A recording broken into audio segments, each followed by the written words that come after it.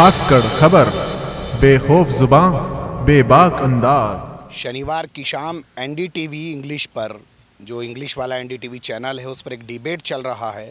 और डिबेट में जो बीजेपी के राष्ट्रीय प्रवक्ता हैं संबित पात्रा, उनकी जो एंकर है निधि राजदान, उनसे हॉट टॉक हो जाती है और वो उन पर एलिगेशन लगाते हैं एंकर पर और चैनल पर कि आप कांग्रेस को सपोर्ट कर रही हैं।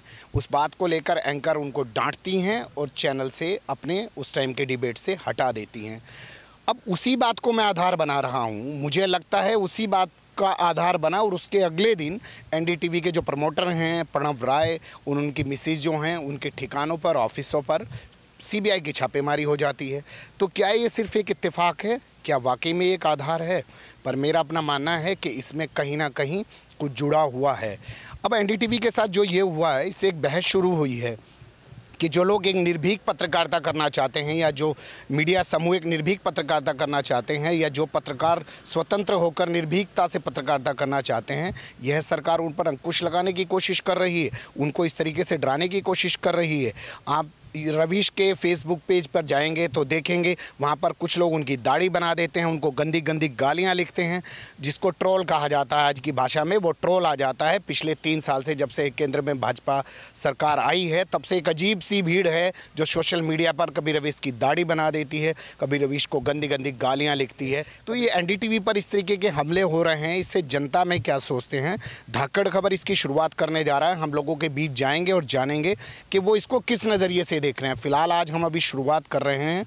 मेरे साथ हैं श्री नवीन झा जी, जो पॉलिटिकल साइंस के लेक्चरर हैं, एक माने हुए पत्रकार हैं, बुद्धिजीवी हैं और स्वतंत्र पत्रकार के तौर पर बहुत कुछ लिखते रहते हैं। इसके अलावा एनआईओएस के मास कम्युनिकेशन के फैकल्टी भी हैं। हम उनसे बातचीत की शुरुआत करते हैं। देखिए अकरम भाई, आज की जो आप चर्चा करने जा रहे हैं स्वतंत्र पत्रकारिता पर, इस पे मैं अपने मत रखने से पहले आपको एक बहुत बड़े चिंतक की बात रखते हुए शुरू कर रहा हूं मैं अपनी बात जी। और अगर मेरे आगे की लाइनें लोग ना समझें तो कम से कम इस बात को जरूर कहें। वॉल्टेयर नाम के एक महान दार्शनिक हुए हैं, उन्होंने कहा कि भैया मैं आपसे सहमत हूँ, आपकी बात से मैं सहमत हूँ या न सहमत हूँ, फिर भी मैं आपके बोलने के अधिकार की रक्षा करूँगा। फिर भी मैं आपके बोलने के अधिकार की रक्षा करूँगा। यानी कि मैं आपसे सहमत हूँ या असहमत हूँ, बोलने दूंगा आपको। तो पत्रकारिता का ये एक मूल मंत्र है भाई, हम आपसे अलग राय रखते हैं, आप सम्मान कीजिए, आप सुनिए उसको, आप हमारी बात का पालन मत कीजिए लेकिन सुनिए। अच्छा, और पत्रकारिता कोई छोटी मोटी विधा नहीं है। एक बात और बता दूं, जेफरसन को कल रवीश भी कोट कर रहे थे। ये नहीं कि रवीश ने भी, जैसे मैंने पढ़ा वैसे ही रवीश ने भी पढ़ा। जेफरसन जो थे कॉन्स्टिट्यूशन बनाने वालों में से थे अमेरिका का, उन्होंने एक बार कहा था कि अगर मुझे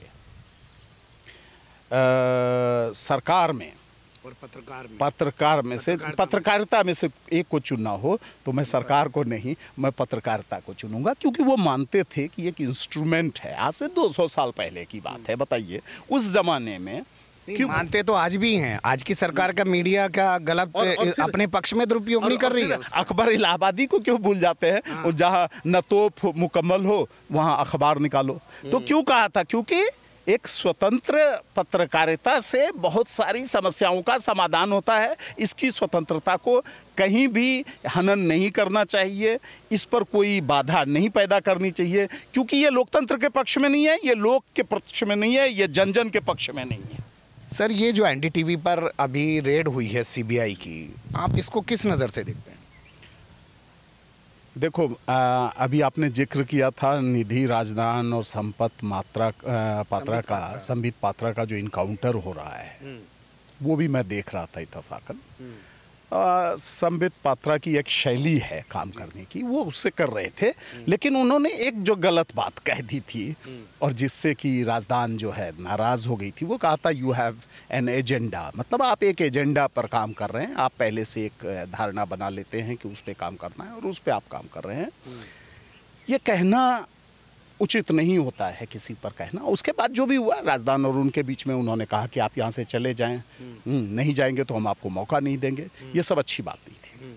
फिर दूसरे दिन नहीं, उसी के अगले दिन एनडीटीवी के प्रमोटर के यहाँ ऑफिस और घरों पर छापेमारी हो जाती है। आप क्या इसको इत्तेफाक मानते हैं कि या इसमें कुछ जुड़ाव मानते हैं?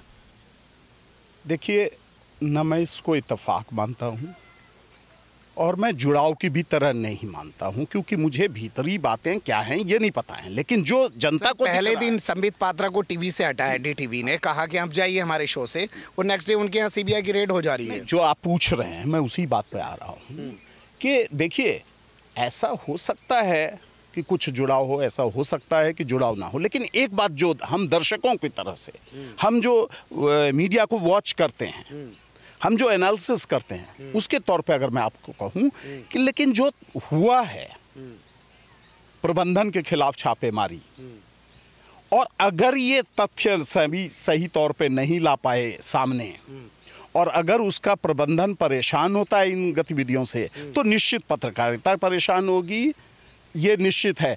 अब बहुत बड़ी जिम्मेवारी है कि ये प्रूव करे सरकार कि भाई गलत काम किया। सरकार पहले भी एक दिन की पाबंदी लगाने की एनडीटीवी पे ही कोशिश कर चुकी है। आपको वो दिन भी याद होगा कि एक दिन के लिए एनडीटीवी को बंद कर दीजिए। देखिए अकरम भाई, मुझे तो इतना भी पता है कि ये सरकार जानबूझ के कर रही है ना एनडीटीवी के खिलाफ ऐसा। नहीं, बिल्कुल। देखिए, ऐसा होता रहता है, पत्रकारों के साथ भी होता है, पत्र के साथ होता है, समाचार पत्रों के साथ होता है, मैगजीन्स के साथ होता है। मैं तो आपको एक बहुत बड़ी बात बताऊंगा, इमरजेंसी के दौरान सेंसरशिप आ गई थी। आप अखबार में खबरें दीजिए, लेकिन पहले सरकार की अनुमति से, और सरकार के विरुद्ध होगा तो सरकार उसको संशोधित कर देती थी, कहती थी भाई इमरजेंसी लगाए। इसका बहुतों ने विरोध किया था। और मैं आपको बताऊं, इसी दिल्ली में मैं उस मैगजीन का पाठक भी रहा हूं बहुत लंबे समय तक, आज भी वो चलती है। उसकी एक शाख है, वो था मेन स्ट्रीम, और दूसरा था सेमिनार। सत्ता भी तो खड़ा रहा सर, प्रभात जोशी जी भी तो खड़े रहे। मैं बता रहा हूं आपको, दो पत्रिकाएं ऐसी थी, मेन स्ट्रीम और एक सेमिनार। आज के युवक इस नाम से भी शायद वाकिफ नहीं होंगे, मैं भी खुद नहीं होंगे, लेकिन इसमें कोई आश्चर्य नहीं है। एक बहुत ही अच्छी पत्रिका है मेन स्ट्रीम। सेमिनार में एक से एक लेख आते हैं, आज भी आते हैं, और ये किसी के लिए पढ़ना है। और इमरजेंसी में इन्होंने कह दिया, भैया मुझे सेंसर्ड खबरें नहीं देनी है, मैं इसे बंद करता हूं। और इतिहास में ये बात दर्ज हो गई है कि मेन स्ट्रीम और सेमिनार ने इंदिरा गांधी के उस सेंसरशिप को, इमरजेंसी को नहीं माना था और बंद कर दिया था। नहीं तो क्या आज भी देश में इमरजेंसी नहीं हो गई है कि एक दिन के लिए एनडीटीवी को बंद कर दीजिए, एनडीटीवी के प्रमोटर के यहाँ पे छापेमारी कीजिए, सीबीआई से उनको डरा दीजिए? क्या ये डराने वाली पत्र वो नहीं हो रही है सरकार की? देखिए, अगर भारत के पत्रकारिता के इतिहास को देखें अकरम भाई, तो भारत में पत्रकारिता का इतिहास 100-150 साल। मैं फिलहाल इसी मुद्दे पे आना चाहता हूँ, इतिहास पे नहीं जा रहा हूँ। आप सिर्फ एनडीटीवी पे फोकस करके बताइए इस वक्त क्या करते हैं। मैं इतिहास के हवाले से एनडीटीवी का मैं क्या स्थान समझता हूँ वो मैं आपको बता दूं। देखिए, प्रणब राय जैसी शख्सियत जो है वो किसी से छिपी थोड़ी है। उन्होंने एक स्वतंत्र मीडिया स्थापित करने में देश में प्रणब रॉय जो हैं, प्रणब रॉय क्या हैं, आजकल के 5-10 साल के ये जो देखने वाले हैं वो भले नहीं जानते होंगे, लेकिन क्या दूरदर्शन पर यही राष्ट्रीय चैनल था? क्या उसी पर उस समय एनडीटीवी पर विनोद दुआ और ये नहीं आते थे प्रणब रॉय? जब आधे घंटे का न्यूज़ हुआ करता था, 1 घंटे का न्यूज़ आया हुआ करता था। बेबाक पत्रकार हैं, इसमें क्या बात कौन सी है? पत्रकारिता के प्रति इनकी निष्ठा को कौन चुनौती दे सकता? नहीं तो चुनौती तो दी जा रही है ना, डराया जा रहा है। ये चुनौती अगर देर दी जा रही है, देखिए ये देश, देखिए मैं घुमा फिरा के आपको वहीं ला रहा हूँ। संजय दत्त नाम का एक कंसल्टेंट था उनका, वो अदालतों में जाता है, जगह जगह अदालतों में जाता है, अदालतें उसके कोई ऑर्डर नहीं दे रही हैं, और ये एक एफआईआर उसकी कॉपी पे दर्ज कर लेते हैं, उसके एप्लीकेशन पे दर्ज कर लेते हैं और लगातार छापेमारी शुरू कर देते हैं। ये तो हरास करने वाला काम हुआ ना सर। अच्छा, अब थोड़ा सा मैं इस पर आपको स्पष्ट कर दूँ। आपने बिल्कुल सही कहा, ये जो हुआ है देश के सामने हुआ है। संजय दत्त का प्रकरण आया है, लोगों ने कहा जिस पे संज्ञान नहीं लिया अदालतों ने, उस पे सीबीआई छापेमारी होती है, इसकी निंदा भी हुई है। एडिटर्स गिल्ड ने, जिसमें कि बड़े बड़े संपादक हैं जो भारत के, हिंदुस्तान के टीवी के, और ये सब ने इसकी निंदा की है। अब वो सब मूर्ख तो नहीं होंगे, मैं मूर्ख हो सकता हूँ, आप मूर्ख हो सकते हैं, हम अज्ञानी हो सकते हैं, आप अज्ञानी हो सकते हैं। एडिटर्स गिल्ड में जो पत्रकार हैं वो सारे तो ऐसा नहीं है कि एक के समर्थन में बोलेंगे, ऐसा नहीं है। तो कहने की बात है कि अगर ये बातें गलत तरीके से की जा रही हैं और पत्रकारिता को अगर नुकसान किया जा रहा है, तो कौन अनपॉपुलर होगा, ये स्पष्ट है। ऐसा जब भी देश में किसी भी सरकार ने किया है, कोई भी सरकार हो। मैं अंग्रेजी सरकार से बात शुरू करूं। आप इसको सरकार का पत्रकारिता पे अंकुश लगाने की कोशिश नहीं मानते हैं? हाँ, एक तरह से साफ लगता है, साफ लग रहा है। रवीश के रात में प्राइम टाइम में डिबेट्स देखते होंगे, वो सरकार की पॉलिसीज पे लेके, किसानों के जो मुद्दे आजकल महाराष्ट्र में और मध्य प्रदेश में चल रहे हैं, जितनी प्रमुखता से एनडीटीवी दिखा रहा है, नोटबंदी हुई जितनी प्रमुखता से एनडीटीवी ने सारी चीज़ों को दिखाया, अभी जैसे वो पशु क्रूरता का नया अधिनियम आया है, उसमें कुछ नए प्रावधान किए हैं, उसको लेके एनडीटीवी ने जो दिखाया, तो सरकार की जो चीज़ों को उठा के जो दिखा रहा है मुद्दों को, उससे सरकार तो विचलित हो ही रही है ना। अब देखिए, मैं इसको, मुझे समय दीजिए, इसको मैं स्पष्ट करना चाहूँगा इस चीज़ को। एनडीटीवी प्रमुखता से सरकार के विरोध में जो भी आवाज़ उठती है उसको स्थान देता है। गणेश शंकर विद्यार्थी कहते हैं कि विपक्ष की तरह होना चाहिए मीडिया। नहीं, चाहे देखो मेघालय में जैसे गौ से संबंधित मुद्दों पर, गौमांस से संबंधित मुद्दों पे जो वहाँ के नेता सब बोले, इस बात को उठाया गया। तो देखिए, जो सरकार होती है, सरकार हमेशा एक पक्ष देख करके चलती है, सरकार अपनी नीतियों से चलती है। हाँ, जब ज़्यादा विरोध होता है तो सरकार फिर वापस आ जाती है सर्वानुमति पर, कंसेंसस अभी नहीं जा रहे हैं। लेकिन मॉब लिंचिंग की वारदातें जिस तरीके से बढ़ रही हैं, तो उनको एनडीटीवी खूब दिखा रहा है। पहलू खान को मार दिया गया, और क्या नाम है, अखलाक पे खूब बढ़िया उन्होंने रिपोर्टिंग की है सब चीज़ों पे, और कहीं पे हड्डी का ट्रक फरीदाबाद में रोक लिया गया, उसको खूब दिखा। तो कहीं ना कहीं सरकार जो है वो मान ही रही है कि यही एक टीवी है जो ऐसे सब कुछ दिखा रहा है। तो एक बात बताओ, मैं सरकार से एक बात कहना चाहता हूँ अकरम भाई, सरकार से ये कहना चाहता हूँ मैं कि भैया 10 चैनल हैं, मैं एक ही बात देखने के लिए 10 चैनल क्यों देखूँ? अरे 10 में अलग राय आएगी, अलग सोच आएगी। 5 अखबार आते हैं, मैं हिंदू पढ़ता हूँ, मैं टाइम्स ऑफ इंडिया पढ़ता हूँ, मैं हिंदुस्तान पढ़ता हूँ। मैं अगर सब एक ही बात लिखे, सब अगर एक ही नज़रिया दे, तो हम जनता बेवकूफ़ हैं कि हम सबको खरीदेंगे? नहीं, हो तो यही रहा है ना, हो ये रहा है तो गलत हो रहा है। और मैं बार बार आपको इसलिए पीछे की ओर ले जाना चाहता हूँ, ये तो बहुत छोटा विरोध देख रहे हैं। इसके नहीं साहब, वहाँ तो सीबीआई डरा रही है और हमारे जैसे को पुलिस डरा लेगी। एक बात खत्म कर दीजिए, मुझे एक बात बताने दीजिए, आपकी पत्रकारिता से ही संबंधित है। अगर हिंदुस्तान की पत्रकारिता का इतिहास अगर आप उठा के देख लें, आज़ादी से पहले भी, आज़ादी के बाद भी, तो इससे भी बहुत बड़े बड़े संघर्ष दिए। इसे एनडीटीवी झुकेगा नहीं, इसे पत्रकारिता झुकेगी नहीं, ये और मुखर होगी, ये बिल्कुल मुखर होगी, इससे कोई नहीं डरने जा रहा है। और अगर सरकार ये सोचती है कि हम हर किसी को दबा देंगे, तो ये भी सरकार की मूर्खता है। इमरजेंसी के दरमियान इंदिरा गांधी ने यही सोचा था, उन्होंने सारे अखबारों पर सेंसरशिप लगा दी। और सुनिए एक चीज़ और, शाह कमीशन ने साफ साफ बताया कि कैसे बिजली काट दी गई थी, कैसे ये हो गया। मेरे सवाल का जवाब दीजिए ना, एनडीटीवी पर जो अब छापेमारी हुई, इसको आप किस नज़रिए से देखते हैं? बिल्कुल, इसको मैं देखता हूँ कि ये गलत है। इसमें कानून की प्रक्रिया के तरह होना चाहिए था, सेंसेशन होना चाहिए था। इसमें देश को ये बताए, मैं भी जानना चाहता हूं कि क्या कुछ गलत निकला, किस आधार पे किया गया, क्यों किया गया, इस पे भी अपडेट होना चाहिए। नहीं तो क्या होगा कि मैं आपसे बताऊं, एक बहुत बड़े पत्रकार ने लिखा है कि ये भले लास्ट में कुछ नहीं निकलेगा, लेकिन क्या होता है कि ये जो प्रोसेस होता है छापामारी का, वो जो दौर चलता है महीने भर का, वो खुद ही परेशानी पैदा करता है, आदमी को तोड़ देता है। मैंने नहीं कहा है, बहुत बड़े पत्रकार ने। नहीं, उस स्तर पे सीबीआई परेशान कर रही है, हमारे स्तर पे पुलिस एफआईआर दर्ज कर ले। हाँ, चलो ज्यादा बोलता है इसके खिलाफ एफआईआर 2-4 दर्ज कर लो। बड़े लोगों को अब दरोगा थोड़ी जाएगा परेशान करने, वहां तो सीबीआई ही जाएगी। तो ये सरकार की, मैं इस बात की निंदा करता हूँ। सुनिए, मैं स्पष्ट कह दूं आपको, मैं इस कदम की बिल्कुल घोर निंदा करता हूँ। इस पे पत्रकारिता पे हमला नहीं मानते इसको ये बहुत बड़ा हमला है और ये गलत है। हमला ही नहीं है, ये गलत है। उसके प्रबंधन पर आप जो कर रहे हैं, साबित कीजिए। अच्छा, आप एक शिक्षक हैं, जैसे आपके सामने ये सब चीज़ें आती हैं तो आप लोग देखते भी होंगे, तो अब आप इसको लेके सोशल मीडिया पे भी आप खासे एक्टिव हैं, तो आप क्या करने जा रहे हैं? कुछ ऐसा पत्रकारिता पे ऐसा कैसे स्वतंत्र पत्रकारिता देश में रहेगी? देखिए, स्वतंत्र पत्रकारिता तो हम जनता से ही रहती है। ये तो जनता कहाँ विरोध कर रही है उन चाटुकारों का? आप देखिए, चाटुकारों का विरोध कहाँ कर रही है? अरे जनता में उतनी जागरूकता नहीं रही है। और हाल के दिनों में क्या हो गया है, अब आपको परसों देखा, पोलैंड वाला एग्जांपल दिया रवीश ने।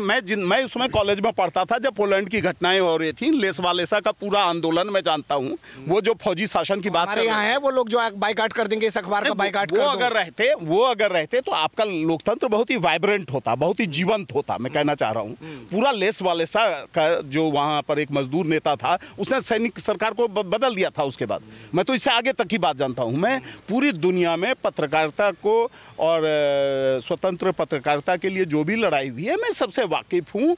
और मैं एक बात बताऊँ, जनता विरोध, जनता कहाँ जागरूक है? जनता अपनी रोजी रोटी में लगी रहती है, लेकिन जनता को बताना जनता को तो हिंदू मुस्लिम गायें और ये सब मुद्दों में लव जिहाद घर वापसी इनमें उलझा दिया जाता है, फिर सेना ले आ दी जाती है। देखो उसके अलावा क्या कोशिश बचा तो है? लोग करेंगे उलझाने की। अब उलझते हैं आप या नहीं उलझते हैं, ये जनता को सोचना है और जनता को अपना एजेंडा सेट करना। अच्छा, अभी आप कहना क्या चाहते हैं? चलिए हम निचोड़ अगर निकाले, जनता को अभी आप क्या कहना चाहते हैं? लोकतंत्र में जनता एजेंडा सेट जैसे रवीश ने पोलैंड वाला एग्जाम्पल देते हुए कहा जनता से कि आप देखिए पोलैंड में इस तरीके से हुआ, तो आपको क्या लगता है हमारे देश में है वो जनता जो इस तरीके से खड़ी हो पाएगी? आपको ऐसा क्यों लगता है कि क्या जब हमारे यहाँ वर्नाकुलर एक्ट आया था अंग्रेजों के टाइम में तो लोगों ने विरोध नहीं किया था? बहुत ज़बरदस्त विरोध किया था। जब इमरजेंसी आई तो क्या इंदिरा गांधी को 200 से कम वोट पे सीमित नहीं कर दिया? उत्तर भारत के 4 राज्यों में इंदिरा गांधी को एकदम सुपड़ा साफ हो गया। क्या हमारे यहाँ विरोध नहीं जानती है? उस टाइम सोशल मीडिया नहीं था, आज प्रोपेगेंडा इतना जबरदस्त है वो सोशल मीडिया से। अभी मैं एक एग्जांपल आपको दे रहा हूँ। एक लड़के का कल मामला चल रहा है, भीम आर्मी का जो अध्यक्ष बन के उभरा है संस्थापक, जिसका नाम है चंद्रशेखर आज़ाद, सोशल मीडिया पे चल रहा है। उसका नाम नसीमुद्दीन है, मुस्लिम था और मायावती के भाई के साथ मिलकर आनंद के उसने ये सब प्रोपेगेंडा रचा और ये दंगे कराने की कोशिश की। साहब वो एससी है जाति से, उसके फादर एक टीचर हैं, बहन का उसकी बयान है सोशल मीडिया पे। अब आप एक एससी को मुस्लिम बना दे रहे हैं तो प्रोपेगेंडा किस तरीके से चल रहा है? अच्छा देखो, तो इसीलिए मैं कह रहा हूँ ना, सोशल मीडिया जो है सोशल मीडिया की साख नहीं है वो। क्योंकि देखो जब अखबार में है या टेलीविजन में है वहाँ एडिटर होते हैं, उसकी पूरी जिम्मेवारी बनती है, वो कानून के दायरे में होता है। और सोशल मीडिया में तो स्वतंत्रता है, आप अपनी भावनाएं व्यक्त करते हैं। कई बार आप झूठी बात आपकी छवि तो 2 मिनट। अरुंधति राय को कह दिया गया कश्मीर में, इसने बयान दे दिया कि इतने लाख अगर सैनिक भी उतार दे तब भी कश्मीर भारत का नहीं होगा। तो प्रोपेगेंडा तो चलता है ना। मैं बताता हूँ आपसे, एक छवि 2 मिनट में नहीं बनती। मेरा ये मानना है, ये व्यक्तिगत बिगाड़ तो दी जाती है ना। 1 मिनट में बिगाड़ सकता है कोई, क्या बिगाड़ेगा? एक आदमी की जड़ होती है, एक आदमी के काम को होती है। सुब्रमण्यम स्वामी को सुना आपने एनडीटीवी वाले मसले पे? वो कह रहे हैं अरे ये तो देश विरोधी चैनल है, बंद कर देना चाहिए। वो कहाँ से सर्टिफिकेट? देश विरोधी क्या है? अगर मैं एनडीटीवी का समर्थक, मुझे भी देश विरोधी घोषित कर दो। आजकल तो एक फैशन हो गया है देश विरोधी। अच्छा है, इस फैशन में हम भी नए रंग में आ जाए तो अच्छा है। देश विरोधी और देश है क्या? अरे भाई तो वही है जो वो अब कहें, वही देशभक्ति है जो वो कहें। और कुछ मैं खानदानी देशभक्तों के परिवार से हूँ। कोई हमारी साथ में ऐसी कोई बात मत बोल दीजिएगा, नहीं आपको भी देशद्रोही बता दें। नहीं, देशद्रोही नहीं है। मैं बहुत मतलब राष्ट्र प्रेमियों के परिवार से हूँ और साख है, सबूत क्या? तमगे कमरे में अपने ड्राइंग रूम में लगा के रखिए। तमगे मुझे लगाने की कोई जरूरत नहीं, मुझे जनता क्या कहती है इससे भी कुछ नहीं होता है। लेकिन देश में आखिरी बात मैं आपको बता दूं कि पत्रकारिता तो पे दखल कभी सरकार को नहीं दी। आज किस जोर से पत्रकारिता गुजर रही है, आप इसको कैसे देखते हैं? ये देखिए, पत्रकार वो हो ही गया। आप आज तक देखो, ये इंडिया टीवी देखो, ये देखो, वो देखो, सब पे एक ही की तरह एक ही मसला, एक ही। और लेकिन होता क्यों है ये भी मैं आपको बता दूं। एक चीज टेक्निकल बात लोगों को बता दूं, होता क्या है? यहाँ दिल्ली से 0 किलोमीटर पर किसानों पर लाठीचार्ज हुआ, किसी टीवी ने दिखाया सर? अकरम भाई, 10 गाड़ी है, 10 गाड़ी से पूरे हिंदुस्तान को कवर करना है। कुछ खबरों को चुन लिया जाता है, उसी को बार बार दिखलाना होता है। लेकिन जब आप अखबार पढ़ते हैं, जब आप रीजनल अखबार पढ़ते हैं, जब आप बहुत सारी पत्रिकाएं पढ़ते हैं, बहुत सारी वैचारिक पढ़ते हैं, एक बहुत बड़ी तस्वीर बनती है। हम हिंदुस्तान की उन जनता में से नहीं हैं कि 6 चैनल जो हैं आपके वही देख करके। हम स्पेशल मैगजीन भी पढ़ते हैं, हम जर्नल भी पढ़ते हैं, हम अलग अलग सोच के लोगों की भी बात समझने की कोशिश। आज तो मामला चल रहा है धारणा बना देने का, धारणा बना देने का। इसके खिलाफ धारणा बना दीजिए। रवीश जो है वो एंटी नेशनलिस्ट है, तो मास कम्युनिकेशन, सुनो, जनसंचार एनडीटीवी जो है देश विरोधी है। हम क्यों बोल रहे हैं? इस धारणा को तोड़ने के लिए तो हम बोल रहे हैं कि भैया ऐसा नहीं है, ऐसा नहीं है। आप स्वतंत्र पत्रकारिता को प्रभावित मत कीजिए। और आपने कल से जैसे आपने छापे मारे, आप उस पर बताइए भी कि आपको क्या गलती मिली है और आगे बताइए क्या मिली है। और ऐसा है कि उसके प्रबंधन की गलती, उसके पत्रकारिता में दखल नहीं देना चाहिए। एडिटोरियल पॉलिसी अलग होती है, एडिटोरियल पॉलिसी में प्रबंधन का दखल नहीं होना चाहिए। प्रबंधन की गलती भी कहीं हो तो भी उस पर नहीं आना चाहिए। स्वतंत्र पत्रकारिता चलती। सर मैं एक सिंपल सी बात करना चाहता हूं। मैं किसी संस्थान में काम कर रहा हूं और बड़ी बेबाकी से लिखता हूं। मान लीजिए रवीश बड़ी बेबाकी से सब कुछ दिखा रहे हैं, उसके प्रबंधन को ही इतना हरास कर दीजिए, दिखाएगा कैसे? ये बताइए ना भाई मेरे, ऐसा है कि इस देश में तो ऐसे ही सी बातें हुई हैं, फिर आप कहोगे आप पीछे की बात मत करो। मैं एक हमेशा जिक्र करता हूँ, एक साधारण, अभी पिछले 3 साल से कुछ ज्यादा नहीं दिख रहा है आपको? अरे भाई छोटे मोटे पर्चे निकलने लगेंगे, लोग गलियों मोहल्लों में करते हैं, ये भी तो जीतने के लिए बूथ लेवल पर जाते हैं। इन बातों का बूथ लेवल पर विरोध होना चाहिए, हर बूथ लेवल पर छोटे बड़े को जागरूक करना चाहिए। जो भक्तई आ गई है वो विरोध कहाँ से करने देगी सर? अरे यार ये बहुत छोटा दौर है हिंदुस्तान के इतिहास में, सैकड़ों सालों के इतिहास में से लोकतंत्र का अभी इतना लंबा 70 साल का इतिहास हो चुका है, इसमें एक बहुत छोटा सा दौर है। और मैं आपसे बता रहा हूँ और एक आशावादी बात बता रहा हूँ कि लोकतंत्र भारत में जिंदा रहेगा। इंदिरा गांधी को गलतफहमी हुई थी और लास्ट में इंदिरा गांधी जब हारी ना, तो इंदिरा गांधी ने मान लिया कि उसे गलती हुई। नहीं तो आप मान रहे हैं ये लोग भी गलत दिशा में चल रहे हैं, मीडिया पे इस तरीके के हमले कर रहे हैं? अगर गलत कर रहे हैं तो भुगतेंगे। भाई हम किसी की गिरवी थोड़े ही है, हम जनता हैं, हम जा करके आपकी सोच पर हम आपको वोट देते हैं, हम आपके वो नहीं हैं।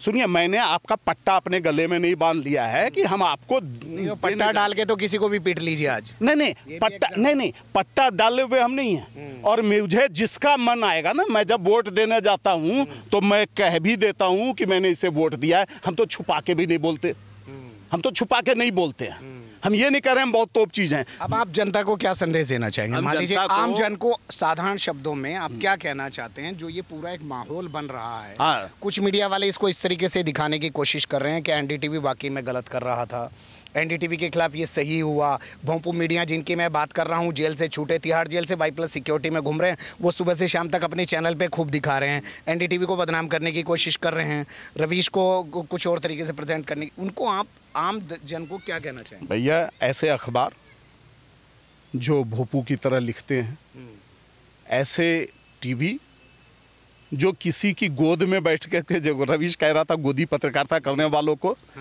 उनको हम भी महत्व नहीं देते हैं और हम देखना भी नहीं पसंद करते हैं। हम तो आपको याद होगा एक चीज़, ये जरूर आपको याद होगा कि भारत में रेडियो सरकार के नियंत्रण में काम करती थी। भारत में जब भी गांव घर में भी अगर किसी आदमी को यह जानना होता था कि भैया असली खबर क्या है, तो वो हमारे ऑल इंडिया रेडियो को नहीं देखता था, वो BBC लंदन की खबर सुनता था। और जब BBC लंदन कहता था तो गांव के लोग मानते थे, मान जाते थे कि ये स्वतंत्र मीडिया है। BBC का जिक्र किया आपने। BBC ने अभी एक सर्वे किया है कि हिंदुस्तान के लोग 83% लोग इस चीज़ से परेशान है, फेक न्यूज़ से, कि फर्जी खबरें जो आ रही हैं उनको कहाँ पुष्टि करें।